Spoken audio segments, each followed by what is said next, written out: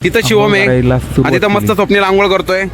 आताच आपल्या मित्रांनी इथं पाणी पिऊन इथून प्रस्थान केलेलं आहे. त्यानंतर ही जागा आपण आंघोळीसाठी घेतलेली आहे. रोडवरती आंघोळ करायची मजा आ हा हा हा हा.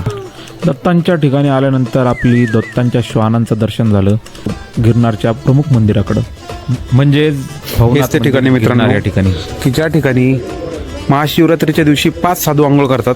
त्यापैकी एक भगवान शंकर स्वतः असतात. समोर होतं ते जंगल आणि जंगलातून आपल्याला समोर जायचं होतं आणि सगळ्यांना थोडीशी भीती वाटायला लागली होती. या जंगलामध्ये आलोय तर मला थोडीशी भीती वाटतेय जरा. खूप घनदाट जंगल आहे, इथे प्राणी वगैरे आहेत, सिंह आहेत.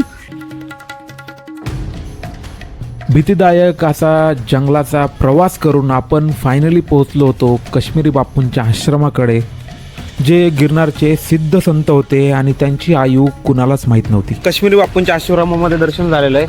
राणीकेत कसा होता तुझा अनुभव? खूप चांगला आणि प्रसन्न वाटतं आतमध्ये गेल्यानंतर. लग्न झालेले असे मित्र असले ना, यांचे असले मोबाईलवरती कामं चालू असतात, घराला व्हिडिओ कॉल करा, हे करा ते करा, दिवसभर यांचं हे काम चालू असतं.